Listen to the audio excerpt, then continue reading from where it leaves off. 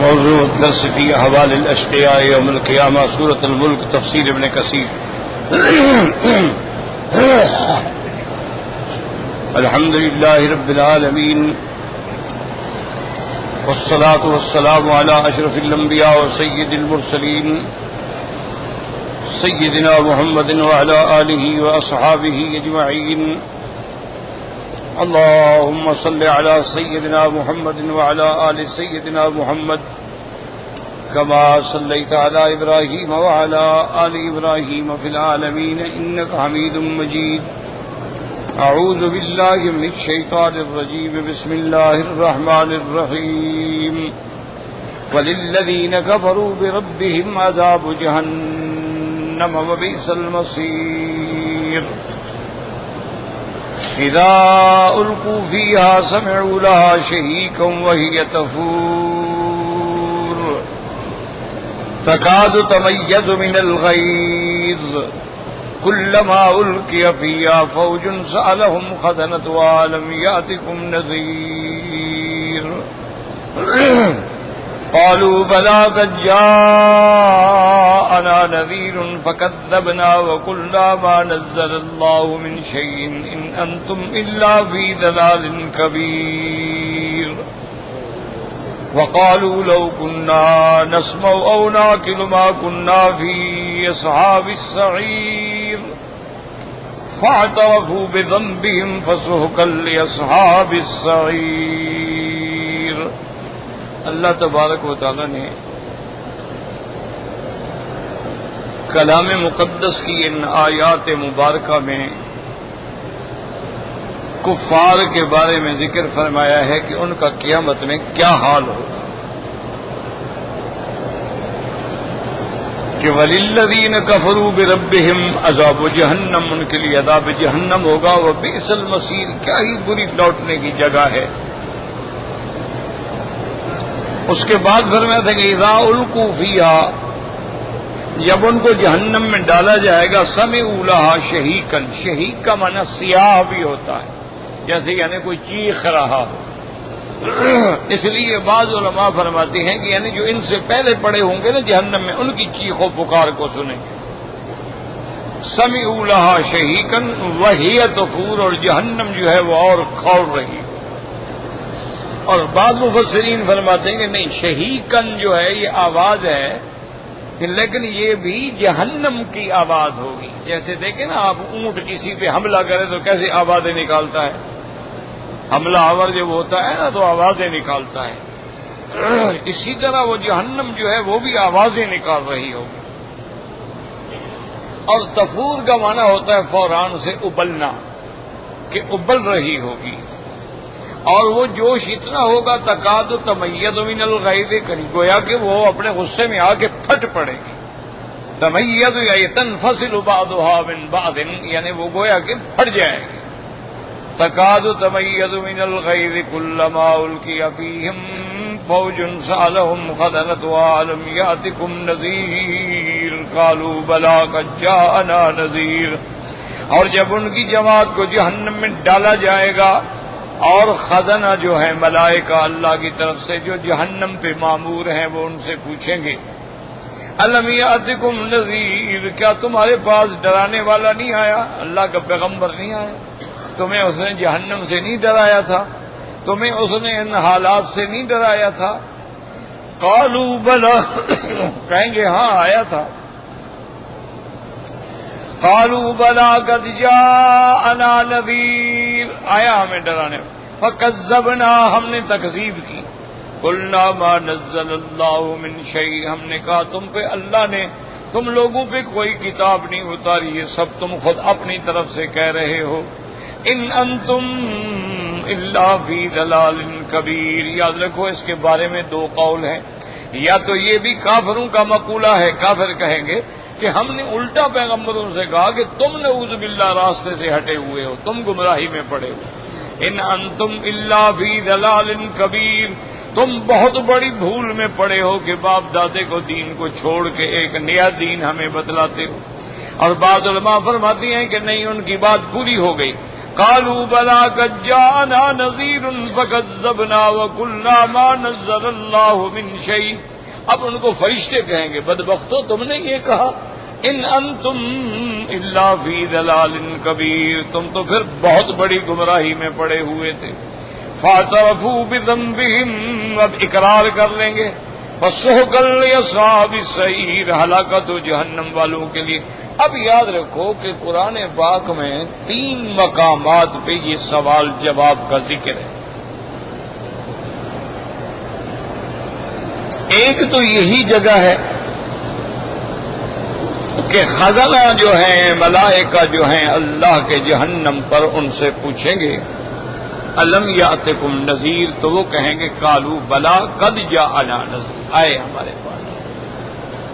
تو ایک جواب سوال یہ ہے. اور اسی طرح قرآن پاک میں دوسری جگہ آتا ہے کہ جب جہنمیوں کو جہنم کی طرف لے جا رہے ہوں گے تو اللہ کے فرشتے پوچھیں گے کہ ما سلککم فی سقر، بھئی کیوں تم جہنم میں ڈالے جا رہے ہو؟ کیا تمہارا جرم ہے کہ تمہیں جہنم میں بھیجا جا رہا ہے؟ تو وہ جواب دیں گے قالوا لم نک من المصلین، ہم نماز والوں میں نہیں تھے، یعنی ایمان والوں میں نہیں. وَلَمْ نَكُ نُطْعِمُ الْمِسْكِينَ، اور ہم غریبوں کی فکر نہیں کرتے تھے، ان کو کھانا نہیں کھلاتے تھے. وَكُنَّا نَخُوضُ مَعَ الْخَائِضِينَ، اور ہم ہر بات کرنے والے کی بکواس میں شامل ہو جاتے تھے. وَكُنَّا نُكَذِّبُ بِيَوْمِ الدِّينِ، اور ہم قیامت یوم الجزا کی تکذیب کرتے تھے، اس لیے جہنم میں ڈالے جا رہے. تو وہاں جواب دوسرا ہے. بات کو سمجھے بھئی، یہاں تو انہوں نے کہا قالوا بلا قد جاءنا نذیر، ہمارے پاس آئے ڈرانے والے. وہاں کہا کہ لم نک من المصلین، تو وہ تو جواب الگ ہے. اسی طرح ایک تیسری جگہ بھی قرآن پاک میں آتا ہے کہ جب وہاں جائیں گے تو فرشتے پوچھیں گے الم یاتکم رسل منکم یقصون علیکم آیاتی وَيُنذِرُونَكُمْ لِقَاءَ يَوْمِكُمْ هَذَا قَالُوا بَلَىٰ وَلَٰكِنْ حَقَّتْ كَلِمَةُ الْعَذَابِ عَلَى الْكَافِرِينَ. تو وہ کہیں گے کیا تمہارے پاس اللہ کے پیغمبر نہیں آئے جنہوں نے آ کر تم قرآن پڑھا، تمہیں بتلایا کہ بھئی اگر کفر کرو گے تو جہنم ملے گی؟ تو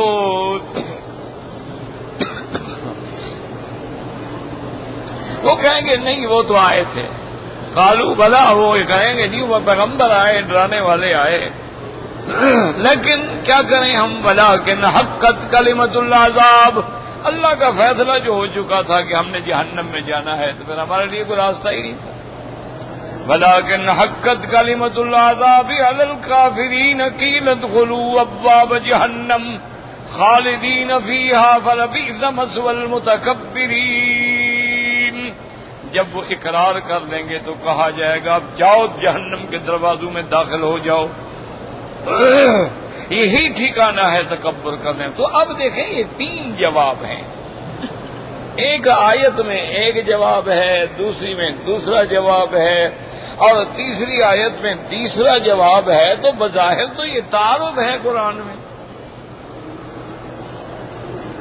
بظاہر تو یہ یعنی آیات متعارضہ ہیں، تعارض ہے، اور اسی سے دشمن جو ہے وہ دلیلیں لیتے ہیں. تو اصل بات یاد رکھو یہ تعارض نہیں ہے، یہ احوال مختلفہ ہیں کہ جب ایک فوج جماعت کو ڈالا جائے گا وہ یہ کہیں گے، پھر دوسری کو ڈالا جائے گا تو وہ یہ کہیں گے، تیسری کو ڈالا جائے گا تو یہ کہیں گے. ہر آدمی اپنا اپنا جواب دے گا. تو اس میں کوئی قرآن پاک میں تعارض نہیں ہے، تعارض نہیں ہے، نہ کوئی تضاد ہے، بلکہ احوال جو ہے نا جی قیامت میں وہ مختلف ہوں گے. اب اسی طرح قرآن کو سمجھنے کی کوشش کریں کہ اللہ تبارک و تعالیٰ فرماتے ہیں قیامت والے دن کہ لا یکلمہم اللہ یوم القیامت ولا ینظر الیہم، اللہ تبارک و تعالیٰ کافروں سے کلام بھی نہیں فرمائیں گے، ان کی طرف نظر بھی نہیں ڈالیں گے. تو اب قرآن کہتا ہے کہ کافروں سے اللہ کلام نہیں کریں گے. لیکن دوسری جگہ اللہ فرماتے ہیں فَوَرَبِّكَ لَنَسْأَلَنَّهُمْ أَجْمَعِينَ عَمَّا كَانُوا يَعْمَلُونَ. اللہ فرماتے ہیں میرا مدنی مجھے تیرے رب کی قسم ہے ہم ان سب سے پوچھیں گے، ہم ان سب سے سوال کریں گے. اب وہاں معلوم ہوتا ہے کہ اللہ ان سے کلام کہیں گے. اور پھر اسی طرح ایک اور آیت جب وہ اللہ فرمائیں کہیں گے واللہ ربنا ما كنا مشرکین، یا اللہ ہم نے تو شرک نہیں کیا، ہم تو سمجھتے تھے کہ ہم صحیح راستے پہ چل رہے ہیں. ہم تو جن لوگوں سے مدد مانگتے تھے یا جن کے چڑھاوے چڑھاتے تھے یا جن کے آگے ہم جھکتے تھے، جن کو دیوی دیوتا مانتے تھے، ان کو ہم خدا نہیں سمجھتے تھے. اللہ میاں تیرا شریک تو ہوتا ہے کہ برابر کا کوئی شریک ہو. ہم تو ان کو سفارشی مانتے تھے کہ آپ کو کہہ کے ہمیں چھڑوا دیں گے. تو شریک تو نہ ہوئے نا، شریک تو وہ ہوتا ہے جو برابر کا ہوگا. تو وہ آپ کے برابر تھوڑے ہیں. وہ تو ہم نے اس لیے پکڑے ہوئے تھے کہ ہؤلاء یقربون الی اللہ زلفیٰ، اللہ کے ہمیں قریب کر دیں گے. جب ہم عیسیٰ علیہ السلام کو بنا لیں گے تو اپنے خدا سے کہہ دیں گے، جب بیٹا سفارش کرے گا تو باپ چھوڑ دے گا. جب ہم عزیر علیہ السلام سے کہیں گے تو وہ خدا سے کہہ دیں گے. تو جب بیٹا سفارش کرے گا تو خدا چھوڑ دے گا. جب ہم فرشتوں کو منت کریں گے اور ان کی ہم عبادت کرتے ہیں تو وہ اللہ کی بیٹیاں ہیں، وہ ہمیں چھڑوا لیں گے. تو یہ ہمارا عقیدہ تھا، آپ سے ہم نے شریک تو نہیں بنایا. یہ ایک آج بھی مسلمان جو ہیں بیچارے، اللہ ہمارے اوپر بھی اور ان پر بھی رحم فرمائے، وہ بھی اسی مشکل میں مبتلا ہیں. وہ بھی یہی سمجھتے ہیں کہ بھائی ہم شرک نہیں کرتے، اللہ کا سجدہ جو ہے وہ تو عبادت کا سجدہ ہے، وہ تو کسی غیر کو کرو تو کافر ہو جاتا ہے. ہم جو قبروں پہ سجدہ کرتے ہیں وہ تو تعظیم کا سجدہ ہے، وہ عبادت کا نہیں ہے. ان بیچاروں کو بھی یہی مشکل پڑی ہوئی ہے. وہ کہتے ہیں کہ بالکل اللہ کے سوا کسی غیر کا سجدہ حرام ہے، کفر ہے، شرک ہے. لیکن وہ سجدہ جو بر بنائے عبادت کیا جائے غیر اللہ کو تو کفر ہے. ہم تو کبھی نعوذ باللہ ان کو خدا سمجھ کے سجدہ نہیں کرتے، ہم تو تعظیم کر رہے ہیں کہ اولیاء اللہ ہیں، اللہ کے بزرگ ہیں، اللہ کے پیارے ہیں، اللہ کے انبیاء ہیں، شہداء ہیں، صدیقین ہیں، صالحین ہیں. بھئی ہم ان کی مداروں پہ آئیں گے، سجدہ کریں گے اور اس کے پر غلاف چڑھائیں گے، ان کی مداروں کو ہم عرق گلاب سے غسل دیں گے. تو یہ تو تعظیم ہے. اور تعظیم جو ہے وہ کہتے ہیں کہ تعظیم کا سجدہ تو جائز ہے، اور اس کی دلیل وہ یہ دیتے ہیں کہ دیکھو اللہ نے فرشتوں کو حکم دیا تھا کہ آدم کو سجدہ کرو. یہ تو قرآن میں ہے نا، وَإِذْ قُلْنَا لِلْمَلَائِكَةِ اسْجُدُوا لِآدَمَ فَسَجَدُوا إِلَّا إِبْلِيسَ. وہ کہتے ہیں اللہ نے حکم دیا کہ آدم کو سجدہ کرو. فَسَجَدَ الْمَلَائِكَةُ كُلُّهُمْ أَجْمَعُونَ، سارے ملائکہ نے سجدہ کیا. تو کیا یہ عبادت کا سجدہ تھا؟ وہ فرشتے آدم علیہ السلام کو خدا سمجھ کے سجدہ کر رہے تھے یا اس کی عبادت کر رہے تھے، تعظیم کر رہے تھے اللہ کے حکم سے؟ اور جس نے انبیاء اور بزرگوں کی تعظیم نہ کی وہ تو ابلیس بن گیا، شیطان بن گیا. تم بھی نہیں کرو گے، تم بھی شیطان بن جاؤ گے.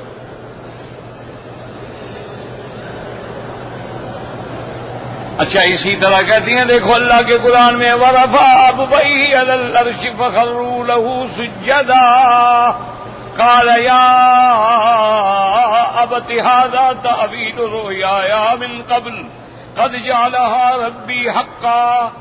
اب حضرت یوسف علیہ السلام اپنے والدین کو تخت پہ بٹھائیں گے، خود تخت پہ بیٹھیں گے اور والدین اور اس کا پورا خاندان سجدے میں گر کے حضرت یوسف کو سجدہ کریں گے.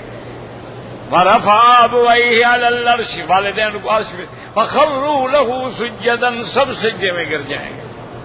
تو اب جب وہ سجدہ کر لیں گے تو اب یوسف علیہ السلام بولیں گے کہ یا ابت ھذا تأویل رؤیایا من قبل، ابا جان وہ جو میں نے خواب دیکھا تھا یہ اس کی تعبیر ہے، وہ جو میں نے خواب دیکھا تھا کہ انی رأیت 11 کوكبا والشمس والقمر رأیتهم لی ساجدین، میں نے دیکھا تھا کہ 11 ستارے اور سورج چاند مجھے سجدہ کر رہے ہیں۔ تو آج یہ تعبیر میرا خواب جو تھا میرا اللہ نے سچا کر دیا۔ قد جعلها ربی حقا۔ تو اب وہ کہتی ہیں کہ جناب اب دیکھو یوسف علیہ السلام کا باپ تو پیغمبر ہے یعقوب علیہ السلام، وہ تو نبی ہے، اب وہ جو سجدہ کر رہے ہیں یوسف علیہ السلام کو، تو کیا وہ عبادت کا سجدہ تھا؟ صاف ظاہر ہے کہ ہو نہیں سکتا، اللہ کا نبی کی غیر اللہ کو کیسے سجدہ کر سکتا ہے؟ تو معلوم یہ ہوا کہ وہ تعظیم کا سجدہ تھا، تو تعظیم اور عبادت کے سجدے میں فرق ہے۔ ہم جو بزرگوں کی مزاروں پہ سجدے کر رہے ہیں، ہم جناب جتنے بڑے بڑے بزرگ گزرے ہیں ان کی مزاروں پہ جاتے ہیں، چومتے ہیں، سجدہ کرتے ہیں، سر جھکاتے ہیں، الٹے پاؤں پیچھے چلتے ہیں، ہم تو تعظیم کر رہے ہیں، عبادت تھوڑی کر رہے ہیں ہم۔ تو یہ مغالطہ ان کو بھی وہی لگا ہوا ہے۔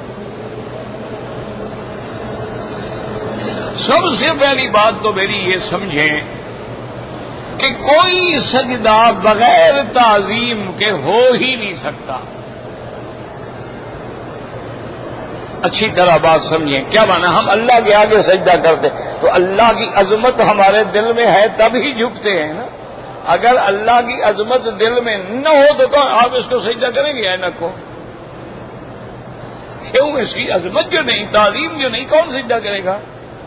سجدہ کیا ہی تب جاتا ہے جب دل میں تعظیم ہو اور اس کو اتنا قابل عظمت سمجھے کہ اس کے آگے سجدہ ریز ہو جائے۔ تو جو اللہ کو ہم سجدہ کرتے ہیں وہ بھی تو تعظیم ہے، عظمت ہے اللہ کی۔ اچھا، اب ہم اللہ کو تو کرتے ہیں، مزاروں کو نہیں کرتے، اس کی وجہ کیا ہے؟ اس کی وجہ یہ ہے کہ آدم علیہ السلام کو اللہ کے فرشتوں نے سجدہ کیا، یہ قرآن میں ہے، اس کا منکر تو کافر ہے، ہمارا ایمان ہے کہ انہوں نے سجدہ کیا۔ لیکن مہربانی کر کے آپ یہ بتائیں کہ فرشتے تمہاری طرح خود بخود تعظیم کرنے چلے گئے تھے یا اللہ نے حکم دیا تھا؟ ہاں جی، نہیں، جیسے تم چلے جاتے ہو کہ بھئی یہ شہباز قلندر کی مزار ہے اور یہ حضرت عبداللہ غازی کی مزار ہے اور ماشاءاللہ یہ فرید شکر گنج کی مزار ہے اور جناب یہ حضرت اجمیری کی مزار ہے اور حضرت خواجہ نظام الدین اولیاء کی مزار ہے، سلیم چشتی کی مزار ہے، تو تم جب جاتے ہو تمہیں بھی اللہ نے حکم دیا ہے کہ جا کے میرے ان بندوں کو سجدہ کرو۔ فرشتوں کو حکم کس نے دیا تھا؟ اذ قلنا للملائکۃ اسجدوا لآدم، اللہ فرماتے ہم نے کہا فرشتوں سے کہ سجدہ، فَإِذَا نَفَخْتُ فِيهِ مِن رُّوحِي فَقَعُوا لَهُ سَاجِدِينَ، آدم کے آگے سجدے میں گر جاؤ۔ تو یہ اللہ نے حکم دیا تھا۔ اگر تمہیں بھی اللہ نے کہیں حکم دیا ہے تو وہ ہمیں دکھلا دو، جھگڑا ختم، لڑائی ختم۔ اچھا، ابلیس کیوں ابلیس بنا؟ اس نے حکم نہیں مانا، تو جو اللہ کا حکم نہ مانے وہ ابلیس بنتا ہے، ٹھیک ہے؟ اچھا، اللہ نے ہمیں کہا ہے کہ لا تسجدوا للشمس ولا للقمر واسجدوا للہ الذی خلقہن ان کنتم ایاہ تعبدون۔ اللہ نے فرمایا حضور اپنی امت کو بتلا دیں کہ کسی چاند سورج کو سجدہ نہ کریں، کسی چمکتی ہوئی چیز کو سجدہ نہ کریں، کسی اونچی اوپر جانے والی چیزوں کو سجدہ نہ کریں، سجدہ صرف اس ذات کو کریں جس نے ساری مخلوق کو پیدا کیا ہے۔ تو اللہ نے ہمیں منع کر دیا کہ اور کسی چیز کو سجدہ نہ کرو۔ صحابہ نے آگے حضور پاک کی خدمت میں عرض کیا کہ یا رسول اللہ صلی اللہ علیہ وسلم، ہم جب دنیا کی بادشاہوں کی دربار میں جاتے ہیں، فرعونہ ہے، کسریٰ ہے، قیصر ہے، نجاشی ہے، وہاں لوگ بادشاہوں کے دربار میں پہلے سجدہ کرتے ہیں، پھر ہاتھ باندھ کے کھڑے ہوتے ہیں، نظر جھکا کے بات کرتے ہیں۔ آپ ہمارے دین کے بھی بادشاہ ہیں اور دنیا کے بھی بادشاہ ہیں، تو ہم آپ کو سجدہ کیوں نہ کریں؟ تو اب صحابہ بھی تعظیمی سجدہ کرنا چاہتے تھے یا عبادت والا کرنا چاہتے تھے؟ حضور پاک نے فرمایا کیا کہہ رہے ہو؟ لو کنت آمرا ان یسجد احد لاحد، اگر میں کسی کو سجدے کی اجازت دیتا تو بیوی کو حکم دیتا کہ شوہر کو سجدہ کرے، لیکن اس کو بھی اجازت نہیں ہے۔ تو بعد میں یہ ہوا کہ اللہ کے سوا کسی کا سجدہ، اور پھر حضور پاک نے صرف یہ نہیں بد دعا کی، فرمایا لعن اللہ الیہود والنصارى اتخذوا قبور انبیائہم مساجدا، اللہ یہود و نصارہ پہ لعنت کرے جنہوں نے انبیاء کی قبروں کو سجدہ گاہ بنا لیا۔ تو جو قبروں پہ سجدہ کرتے ہیں ان پہ تو اللہ کا نبی لعنت کر رہا ہے۔ جب نبی کی قبر پہ سجدہ جائز نہیں ہے تو ولی کی قبر پہ سجدہ کیسے جائز ہو سکتا؟ اور پھر حضور نے دعا مانگی اللہم لا تجعل قبری وثنا یعبد، یا اللہ میری قبر کی حفاظت فرمانا، میری قبر کو بت نہ بنا دینا کہ لوگ آگے سجدے کریں۔ تو اب مسئلہ سمجھو کہ بھائی جب اللہ کا وہاں حکم ہے تو اعتراض کرنے کی کیا بات ہے؟ اچھا یوسف علیہ السلام کے والدین نے سجدہ کیا، کیوں؟ اس کا بھی آگے انہوں نے بتلا دیا، ھذا تأویل رؤیایا قد جعلھا ربی حقا، آپ نے فرمایا کہ ابا جان دیکھیں یہ میرے اسی خواب کی تعبیر ہے جو آج اللہ نے سچی کر دی ہے۔ اور یاد رکھو نبی کا خواب جو ہے وہ اللہ کا وحی ہوتا ہے، وہ تمہارے ہمارے خواب کی طرح نہیں ہوتا کہ کبھی غلط ہو گیا کبھی صحیح ہو گیا، کبھی ظاہر ہوا کبھی نہ ہوا، نہیں، پیغمبر کا خواب ایسے ہوتا ہے جیسے اللہ کا حکم ہے۔ تو وہاں بھی گویا اللہ کا حکم تھا، تب حضرت یوسف کو سجدہ کیا گیا۔ تو جب اللہ کا حکم ہے، اگر آپ کے پاس بھی ماشاءاللہ قرآن میں، تورات میں، زبور میں، انجیل میں، یا ہندوؤں کے پاس کسی وید میں بھی چلو لکھا ہوا ہو کہ جی فلاں دیوی دیوتا کو سجدہ کرنا ہے، آپ دکھا دیں۔ آپ کے پاس کوئی آیت ہے یا حدیث، چلو میں کہتا ہوں آیت حدیث تو بڑی بات ہے نا، آپ مجھے یہ دکھلا دیں کہ عبد القادر جیلانی نے لکھا ہے کہ میری قبر پہ سجدہ کرو، یا قبروں پہ سجدہ کرنا تعظیم والا جائز ہے۔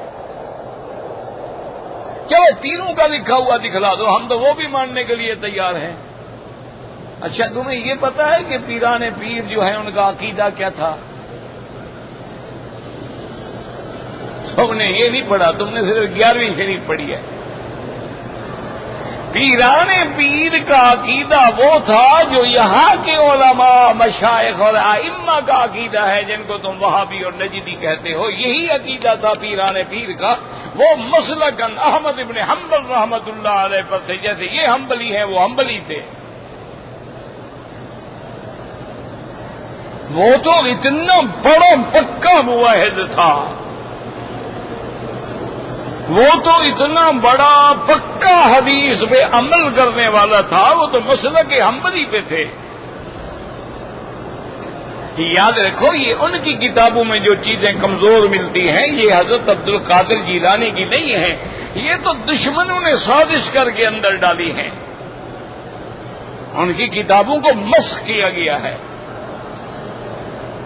تو اس لیے ہمیشہ یاد رکھیں کہ حکم خداوندی جو ہے یہ پھر بہانے اس لیے وہ کافر بھی کہیں گے اللہ میاں ہم نے تو شرک نہیں کیا، ہم تو ان کو تیرا سمجھتے رہے، ہم نے تو یہ سمجھا کہ وہ اسی لیے دیکھو نا لبیک جب پڑھتے تھے پتہ کیا کہتے تھے؟ کافر بھی لبیک پڑھتے تھے، حج کرتے تھے، احرام باندھتے تھے، یہ نہ کہا کریں ہم نے عمرہ کر لیا تو آسمان پہ پہنچ گئے، تم سے بہت زیادہ عمرے جو ہیں ابو جہل نے کیے ہیں، حج کیے ہیں۔ اچھا تم تو ماشاءاللہ حاجیوں کو لوٹ کے کھاتے ہو نا، وہ حاجیوں کو کھلاتے تھے، حضور کے دادا تھے ہاشم، 100 اونٹ روزانہ ذبح کر کے عمرے والے حج والوں کو شریف کھلاتے تھے۔ آپ کے چاچا تھے حضرت عباس جو حجاج کو زمزم پلاتے تھے۔ تو اب جناب احرام بھی باندھتے تھے، باقاعدہ احرام باندھ کے طواف کرتے تھے، صفا مروہ دوڑتے تھے، مینا عرفات جاتے تھے، مزدلفہ جاتے تھے۔ ایک دن حضور پاک بھی کھڑے ہیں اور ان کا ایک قافلہ احرام باندھ پہ حج پہ جا رہا ہے، ابو جہل اینڈ کمپنی کا۔ تو ان نے پڑھ رہے ہیں لبیک اللہم لبیک لبیک لا شریک لک لبیک۔ حضور فرمایا ما ہو، یہی تو میں کہتا ہوں، میری بات مان لو۔ کہنے لگے نہ آپ جو کہتے ہیں نا، آپ یہاں تک کہتے ہیں نا، ہمارا ذرا تھوڑا ٹٹکا آگے بھی ہے نا۔ لبیک اللہم لبیک لبیک لا شریک لک لبیک الا شریکا تملکہ وما ملک۔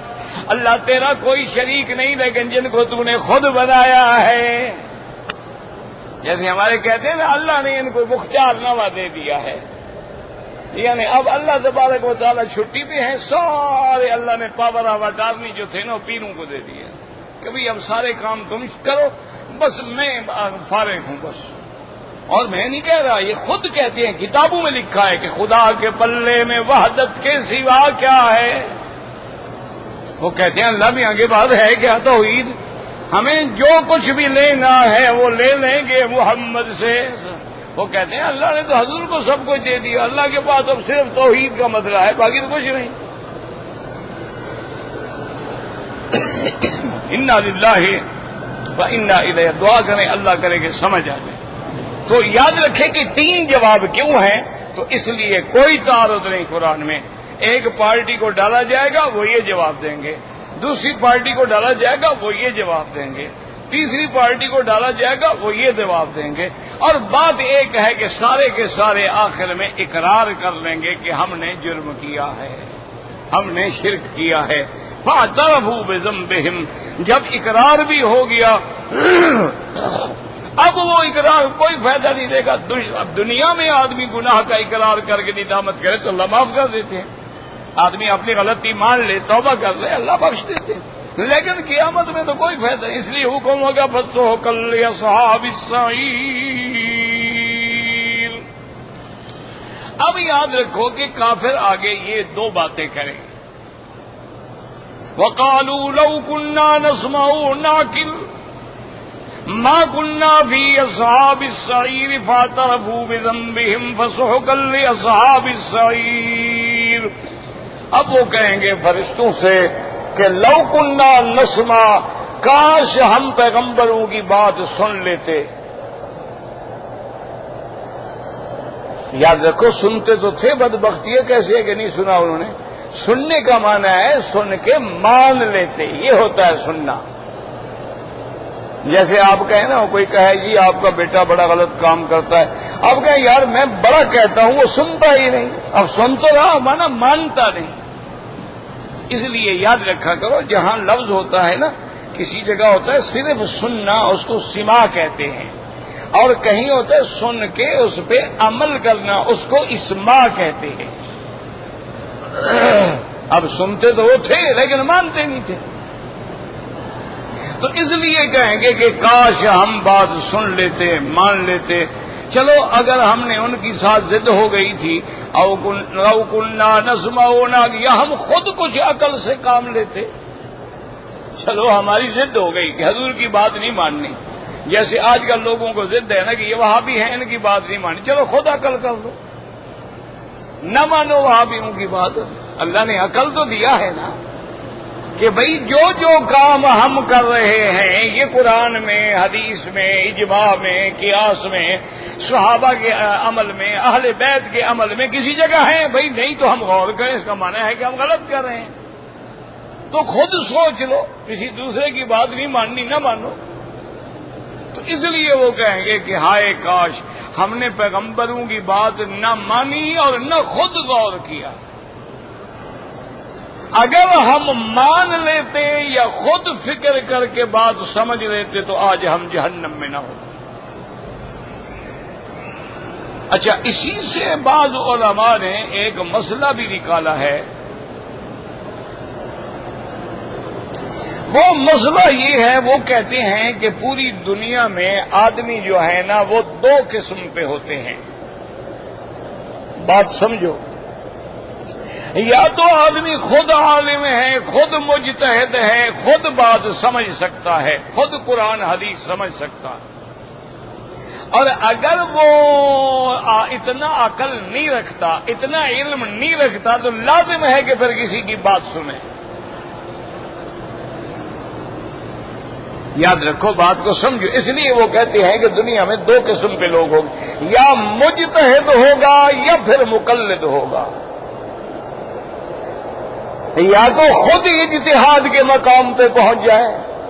اب دیکھیں نا، امام بخاری مجتہد ہے، اس کو کیا ضرورت ہے کسی کی تقلید کرنے کی؟ اگر وہ مجتہد کے درجے پہ نہیں پہنچا ہے تو پھر لازم مقلد ہو، کسی کی تقلید کرے. اب یہ تو ہو نہیں سکتا کہ مجتہد بھی نہ ہو اور مقلد بھی نہ ہو، تیسری قسم کوئی نہیں ہے دنیا میں. اب دیکھو نا، آپ نماز پڑھتے ہیں، ایک امام ہوتا ہے اور باقی کیا ہوتے ہیں؟ مقتدی. تو اب دو چیزیں ہیں نا، ایک امام اور ایک کوئی تیسری قسم ہے. اچھا، جو باہر کھڑا ہو، نہ امام ہو نہ مقتدی، اس کا کیا کریں گے آپ؟ اچھا، اسی طرح بادشاہ ہے، ایک حاکم ہے ایک رعایا ہے، کوئی تیسرا ہو تو پھر باغی ہے. یا حاکم ہوگا یا رعایا ہوگا، امام ہوگا یا مقتدی ہوگا، مجتہد ہوگا یا مقلد ہوگا، تیسری کوئی قسم نہیں ہے.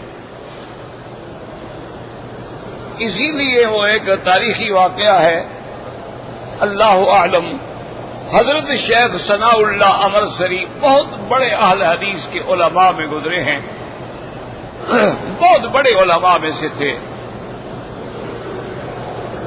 ان کی علامہ اقبال سے بڑی دوستی تھی.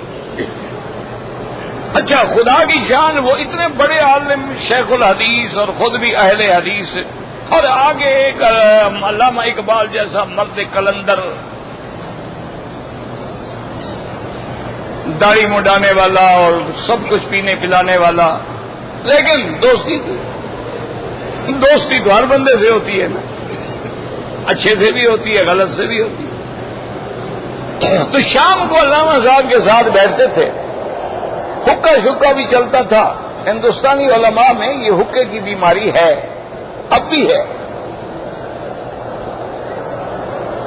تو علامہ صاحب بھی پیتے تھے، تو وہاں بیٹھے رہتے، گپ شپ ہوتی رہتی. ایک دن حضرت شیخ ثناء اللہ رحمت اللہ علیہ کا کوئی معتقد، کوئی ان کے ماننے والا جو ہے وہ آیا اور حضرت کی خدمت میں آ کے ملا اور بیٹھا، اور اتفاق سے اس نے کہا کہ حضرت یہ ہمیں تقلید کا مسئلہ نہیں سمجھ آتا. یہ سب کہتی ہیں بھی امام ابو حنیفہ، امام شافعی، امام مالک، امام احمد بن حنبل، ان چار ائمہ میں سے کسی کی تقلید کرو، یہ کیا مسئلہ ہے تقلید کا؟ تو مولوی ثناء اللہ صاحب رحمت اللہ علیہ نے تقلید کے خلاف بڑی مدلل تقریر کی کہ تقلید بالکل ناجائز ہے. جب قرآن موجود ہے، حدیث موجود ہے، پڑھو، سمجھو، عمل کرو. ہم نے کلمہ نبی پاک کا پڑھا ہے کہ اماموں کا پڑھا ہے؟ بہرحال انہوں نے بڑی مدلل تقریر کی اور آدھا گھنٹہ بڑا زور لگایا، اور جب تقریر ختم فرمائی تو علامہ اقبال کو دیکھ کے فرمایا کہ علامہ، یہ ساری محنت میں تیرے لیے کر رہا تھا، اس کے لیے تھوڑی کر رہا تھا. یہ جاہل سمجھتا ہے میری بات؟ یہ تو بیچارہ کہ جاہل آدمی ہے. میں تیرے لیے محنت کر رہا تھا، تو بھی بڑا مقلد بنتا ہے نا، تو بھی تو اپنے آپ کو مقلد بنائے ہوئے ہے. میں تیرے لیے یہ ساری محنت کر رہا تھا کہ خدا کرے تیرے دماغ میں یہ مسئلہ بیٹھ جائے. تو اب تمہیں سمجھ آیا کہ تقلید نہیں کرنی چاہیے. تو علامہ صاحب ہنس پڑے. انہوں نے کہا مولانا مجھے تو پھر یہی سمجھ آیا ہے کہ تقلید ہم چھوڑ دیں، کیوں صلاۃ بے امام. پھر کیفیت یہ ہوگی جیسے نماز تو ہوگی لیکن امام نہ ہو، تو کوئی رکوع میں پڑا ہوگا، کوئی سجدے میں پڑا ہوگا، کوئی کھڑا ہوگا، کوئی بیٹھا ہوگا. آپ امت میں اختلاف ڈالنا چاہتے ہیں؟ انہوں نے کہا یہ تقلید تو ہمیں اکٹھے کیے ہوئے ہے نا کہ ایک امام کے پیچھے کھڑے اللہ اکبر، سب اللہ اکبر. رکوع میں گیا ہم سب رکوع میں گئے، سجدے میں گئے سب سجدے میں گئے۔ اگر ہم اپنی اپنی نمازیں پڑھیں گے پھر تو یہی کیفیت، آپ یہی کرنا چھڑانا چاہتے ہیں تاکہ ہر آدمی آزاد ہو جائے اور اپنی مہار کندھے پہ ڈال دے جدھر چاہے چلا جائے۔ آپ ابھی 4 کو رو رہے ہیں، پھر تو 4000 پیدا ہو جائیں گے۔ تو مولوی ثناء اللہ صاحب نے ایسے ماتھے پہ ہاتھ مارا، کہتے ہیں علامہ تمہیں سمجھانا بڑا مشکل ہے، تم سمجھتے ہی نہیں ہو، تم نہیں۔ انہوں نے کہا جی سمجھنے کی کیا بات، یہ 2 اور 2 4 کی بات ہے۔ میں تو فلسفہ پڑھنے لکھنے والا بندہ ہوں، مجھے مولوی شولیوں کی باتیں نہیں آتی، مجھے یہ بتائیں کہ اگر تقلید نہ ہو تو یہی کیفیت ہوگی کہ نہیں ہوگی؟ انہوں نے کہا مولوی صاحب تقلید کرنی پڑے گی، اس کے بغیر حل ہی نہیں ہے۔ ہم ایک حدیث لیتے ہیں، ہم کہتے ہیں یہ حدیث پاک بخاری شریف میں ہے، اب ہم تحقیق نہیں کرتے، ہم کہتے ہیں بھی صحیح حدیث ہے، امام بخاری نے جو لکھا ہے، تو امام بخاری کی تقلید نہیں کر رہے ہم نے خود تو تحقیق نہیں کی ہے نا اس حدیث پر۔ ہم نے حدیث پڑھی، انہوں نے کہا مسلم کی، انہوں نے کہا خلاص بات ختم ہوگی جب امام مسلم نے روایت کیا، یا ہم نے حدیث پڑھی آ گیا رواہ الشیخان، اس کو دونوں شیخین یعنی امام بخاری نے بھی اور امام مسلم نے بھی روایت کی، بات ختم۔ ہم کبھی بحث کرتے ہیں اس کی سند دیکھو، سند میں کون ہے، متصل ہے، منقطع ہے، سند میں کوئی، ہم کہتے ہیں یار جب امام بخاری نے کہہ دیا صحیح ہے بس بات ختم ہو گئی۔ اسی کا نام تو تقلید ہے نا کہ دوسرے کی بات بغیر دلیل مانگے ہوئے مان لینا، یہ تقلید ہے۔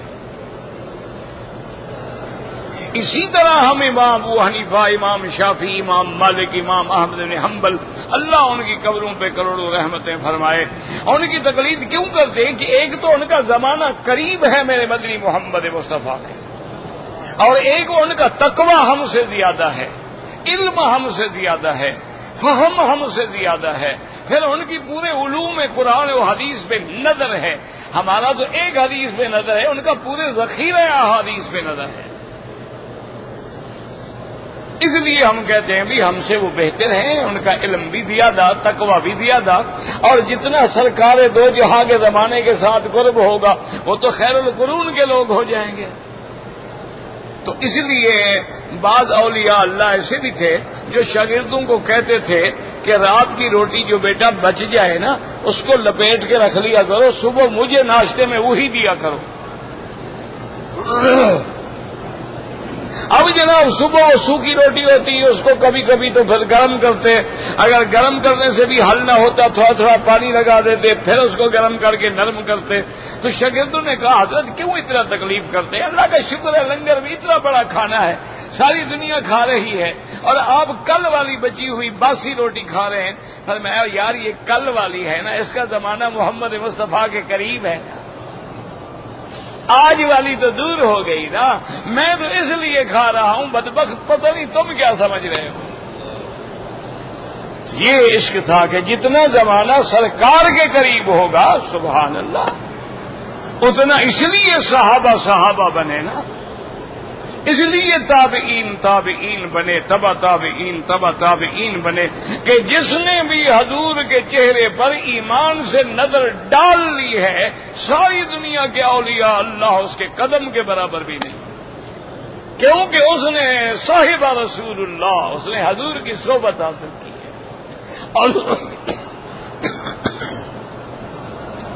اس لیے بعض علماء نے بڑی عجیب بات لکھی ہے، اس نے کہا قیامت میں ہمارے تو عمل پوچھے جائیں گے نا، کیا کیا کیا کیا کیا کیا، اس نے کہا حضور کے صحابہ کی تو بس نسبت ہی کافی ہو، یہ کون ہے اصحاب رسول، بس بات کافی ہوگی۔ انہوں نے کہا وہ عمل کا مسئلہ ہی نہیں ہے، بس نسبت ہی کافی ہے کہ یہ کون ہے، میرے محمد کے یار ہیں صلی اللہ علیہ وسلم، اس لیے اصحاب رسول اللہ ہے۔ اور ہم تو رات دن دعائیں مانگ رہے اللہ راضی ہو جا، اللہ راضی ہو جا، وہ کتنے شان والے ہیں جن کو اللہ نے پہلے فرما دیا رضی اللہ عنہم۔ میرا مدنی اپنے صحابہ کو کہہ دی اللہ تم سے راضی ہو گیا، یہ نہیں کہ ہوگا، رضی اللہ عنہم۔ اچھا یہ بات بھی بہت بڑی تھی کہ اللہ راضی ہو گیا، لیکن اگلی بات سنیں، اللہ فرماتے ہیں صرف میں راضی نہیں ہو گیا وہ بھی مجھ سے راضی ہو گئے ہیں، رضی اللہ عنہم ورضوا عنہ۔ یہ بڑا مقام ہے نا کہ خدا بندے سے خود پوچھے بتا تیری رضا کیا ہے، اسی کو اقبال نے رویا تھا نا، کہ خود ہی کو کر بلند اتنا. اسی لیے ایک بار رویا تھا یہ بات. اسی لیے ایک دن حضور پاک بیٹھے ہیں، سرکار دو جہاں بیٹھے ہیں، ساتھ ابو بکر بیٹھے ہیں، کپڑا پھٹا ہوا ہے، اس میں ٹانکا لگا ہوا ہے، اور حضرت جبریل آتے ہیں، آ کے کہتے ہیں ان ربک یقرئک السلام، میرا مدنی آپ پر اللہ نے سلام بھیجا ہے. اور اللہ فرماتے ہیں کہ میرا سلام ابو بکر پہ بھی کہو. کہہ دو رضی اللہ، وہ کہہ دیا کرو رضی اللہ. اور ایک بات پلے باندھ لو، ایمان سے کہو، قرآن میں ہے اللہ صحابہ سے راضی. ہاں جی بتا دو، کوئی حرج نہیں. ہوگا یا ہو گیا؟ اچھا تو جس سے اللہ راضی ہو گیا، تم جو گالیاں دے رہے ہو تم تو ناراض ہو نا. بھائی جو تبرہ کرے گا، گالیاں دے گا، سب کرے گا، شتم کرے گا، برا کہے گا، راضی نہیں ہے. تو جب اللہ راضی ہو گیا تم ناراض ہو گئے تو کفر میں کیا شک رہا؟ کہ جس پہ اللہ راضی ہو گیا تم ناراض ہو گئے تو قرآن کی اس آیت کا انکار ہو گیا، اور قرآن کا منکر کافر ہوتا ہے. اچھا اب جناب دیکھیں کہ کتنی بڑی شان ہے. اللہ کے نبی نے فرمایا ابو بکر حاضر یا رسول اللہ ان ربک یقرئک، میرے رب نے تجھ پہ سلام بھیجا ہے. اللہ اللہ، دیکھو ابو بکر کا مقام دیکھو. حضرت ابو بکر نے کہا ان اللہ سمانی من فوق العرش، یا محمد صلی اللہ علیہ وسلم مجھے یہ بات بتا دیں کہ اللہ نے سب پہ سلام کہا ہے یا عرش سے میرا نام لے کے سلام کہا ہے. ایک تو مجموعی بات ہے نا کہ بھی ہم سب سے راضی ہو گئے تو ابو بکر سے بھی راضی ہو گئے، لیکن اللہ نے میرا نام، حضور نے فرمایا کہ اللہ نے تیرا نام لیا ہے. ان اللہ سماک من فوق العرش، اللہ نے عرش سے تیرا نام لے کے سلام کہا ہے. اور ابو بکر صرف اتنا سلام نہیں کہا ہے بلکہ اللہ پاک فرماتے ہیں انا راض عنک، ابو بکر کو کہہ دو ابو بکر میں تو سے راضی ہوں. اللہ اکبر. یا اللہ ہمارا حشر صدیق کے ساتھ کرنا. یا اللہ قیامت میں ہمارا حشر غلامان صحابہ میں کرنا، ہم ان کے جوتے اٹھا کے جنت میں کر. کوئی عمل تو ہے نہیں جو تیری دربار میں پیش کرے. ساری زندگی گناہوں میں گزر گئی، نافرمانیوں میں گزر گئی، بے حیائیوں میں گزر گئی ہے. پر تو تو کریم ہے نا، تو تو رحیم ہے نا، جب مہربانی فرما دے. جیسے کسی اللہ کے ولی سے کسی نے پوچھا تھا، اس نے پوچھا کہ حضرت آپ یہ بتائیں کہ جنت میں سب سے پہلے کون جائے گا؟ تو انہوں نے فرمایا بلال جائے گا. تو وہ حیران ہو گیا سائل. اس نے کہا حضور آپ کیا فرما رہے ہیں؟ تو صحیح حدیث ہے حضور کی کہ سب سے پہلے جنت میں محمد مصطفیٰ جائیں گے. تو آپ کیا کہہ رہے ہیں؟ ہم نے فرمایا محمد جو جائے گا تو غلام آگے مہار پکڑ کے چل رہا ہوں.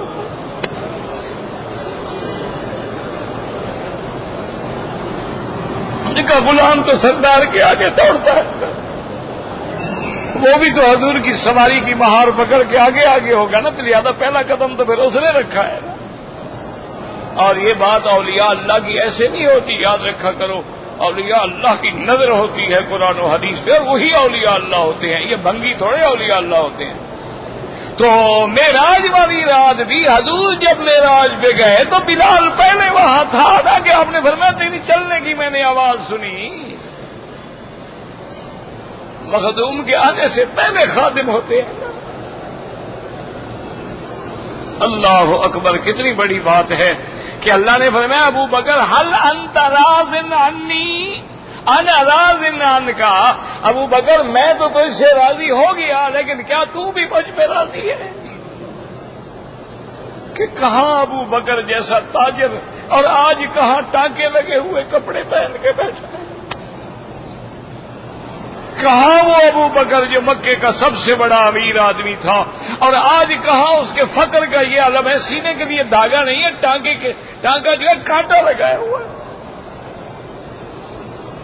فبکا ابی بکر، ابو بکر رو پڑے، اس نے کہا رضیت ربی رضیت ربی رضیت ربی، رو پڑے اور کہا میرا مدنی میرا پیغام عرض کر دیں کہ میرا مولا میں تیرے راضی ہوں، اس سے بڑا شرف کیا ہوگا کہ تو نے مجھے محمد کا غلام بنا دیا صلی اللہ علیہ وسلم۔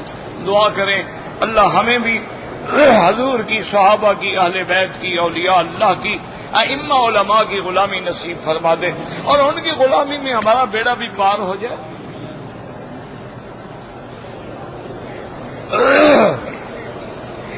حیض والی عورت صفا مروہ دوڑ سکتی ہے، اس میں آ کے کعبے کی زیارت بھی کر سکتی ہے، لیکن میری بات یاد رکھیں یہ مسئلے اس وقت کتابوں میں لکھے گئے تھے جب صفا مروہ مسجد سے الگ تھی، اب تو وہ مسجد کے اندر آ گئی ہے، اس کے بعد بھی صفیں کھڑی ہوتی ہیں۔ اب احتیاط یہ ہے کہ عورت نہ آئے۔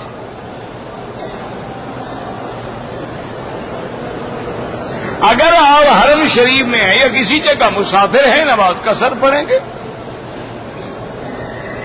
بھائی کل جو میں نے کہا تھا نا کہ پگڑی کسی قرآن حدیث میں نہیں، مانا یہ جو لوگ دکان یا مکان چھوڑنے کے لیے پگڑی دیتے ہیں اس کی بات ہو رہی تھی، سر کی پگڑی کی نہیں۔ ہاں کیا کریں نا جی، فتوا لگانا تو آسان ہے، نے کہا جو بات میں مولوی مکی نے کہا تھا پگڑی۔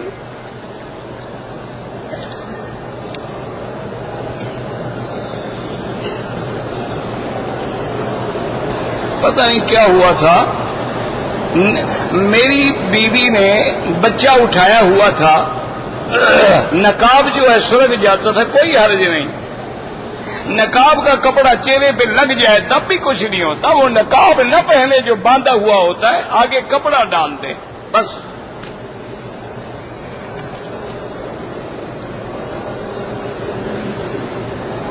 کہ مشتے کس جگہ پر لٹکے ہوئے ہیں پتہ نہیں، پتہ مجھے نہیں پتا کیا پوچھا ہے آپ نے۔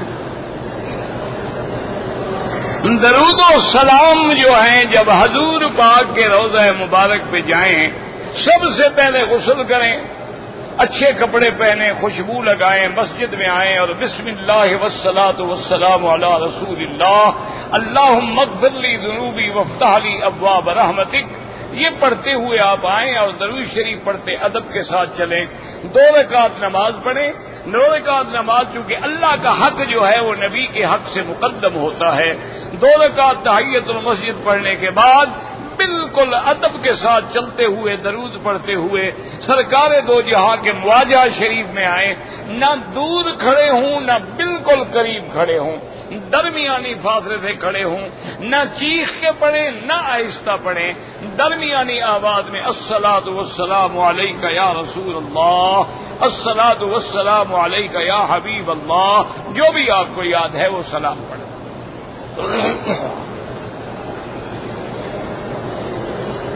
بعض لوگ جو ہیں نماز جنازہ میں سورت فاتحہ پڑھتے ہیں، بالکل ہمبلی پڑھتے ہیں، شافی پڑھتے ہیں، کیونکہ ان کے نزدیک یہ بھی نماز ہے تو ان کے لیے نماز میں فاتحہ ضروری ہے۔ امام ابو حنیفہ رحمۃ اللہ علیہ فرماتے ہیں یہ تو ہے ہی دعا، یہ نماز نہیں ہے، نماز کی طرح کہا گیا ہے، ورنہ نماز سجدے اور رکوع کے بغیر کیسے نماز ہوتی ہے؟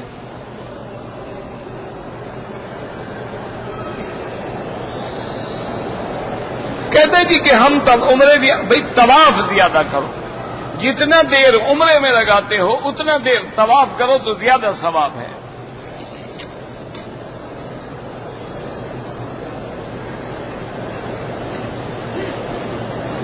بہرحال اگر عورت حیض میں ہے، جب تک حیض سے پاک نہ ہو وہ عمرہ نہیں کر سکتی، ہوٹل میں بیٹھی رہے، نہ جائیں مدینہ شریف، پہلے اپنا عمرہ پورا کریں۔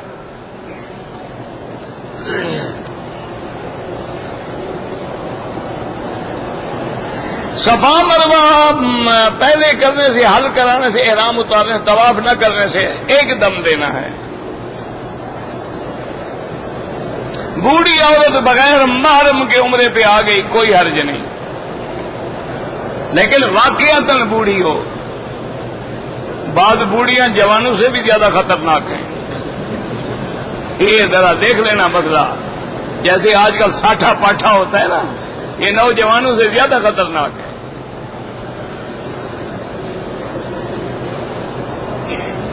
اگر ایک شخص کے ساتھ اپنی ماں بھی بہن بھی ہے لیکن پڑوس کے غیر محرم 2-3 عورتوں کا گروپ ہے، بالکل حرام ہے، ان کے تم کیا لگتے ہو؟ تم اپنی ماں بہن کے محرم ہو، ان کے تو نہیں ہو۔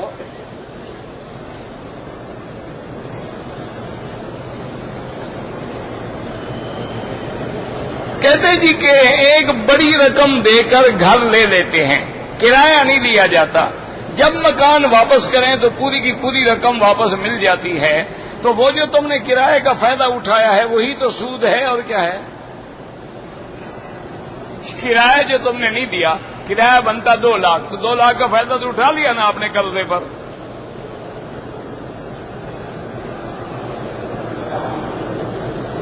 عورتوں کے بال جو گر جاتے ہیں محفوظ کر دیں، کہیں دفن کر دیں، کسی محفوظ جگہ پہ ڈال دیں، جو کہ بعض جادوگر خبیث جو ہے نا ان بالوں سے جادو کرتے ہیں۔ کہتے جی کہ جب آدمی عبادت کرتا ہے تو اللہ کا ہاتھ بن جائے۔ ہاں جی بالکل بن جاتا ہے، کیا مانا؟ اب اس کا ہاتھ خدا کی نافرمانی میں نہیں اٹھتا، یہ تھوڑا ہے کہ اللہ بن جاتا ہے۔ پھر کھانا چھوڑ دو، میں دیکھوں کتنے دن نہیں کھاتے ہو، بن کے دکھاؤ نا۔ اللہ کھانے سے پاک ہے، تم بھی پاک ہو جاؤ۔ اللہ پینے سے پاک ہے، تم بھی پاک ہو جاؤ۔ اللہ بیوی سے پاک ہے، تم بھی بیوی سے پاک ہو جاؤ۔ وہ تو مانا یہ ہے کہ اتنا نفل پڑھ پڑھ کے میرے قریب آ جاتا ہے، گویا اس کا سننا میرا سننا ہے، اس کا ہاتھ میرا ہاتھ ہے، کہ میری رضا کے بغیر وہ کچھ سنتا ہی نہیں۔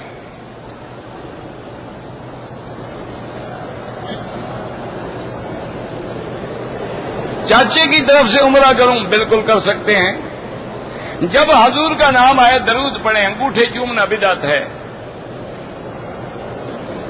اگر عورت نے 2 چکر کی ہے، نماز کھڑی ہوگی، باقی نماز کے بعد پورے کرے۔ بھئی اب پھر وضو نہیں ہوگا تو میری نماز چلی جائے گی۔ بس دعا آپ کرتے نہیں کہ اللہ پاک شفا عطا فرما دے۔ اللہم صلی علی سیدنا محمد مبارک وسلم، یا حی یا قیوم یا ذی الجلال والاکرام۔ اللہم اجعل لنا وللمسلمین من کل ہم فرجا ومن کل ضیق مخرجا ومن کل بلاء عافیہ۔ صلی اللہ تعالی علی خیر خلقہ سیدنا محمد وعلی آلہ وصحبہ اجمعین۔ اللهم صل على سيدنا محمد وعلى آل سيدنا محمد كما صليت على إبراهيم وعلى آل إبراهيم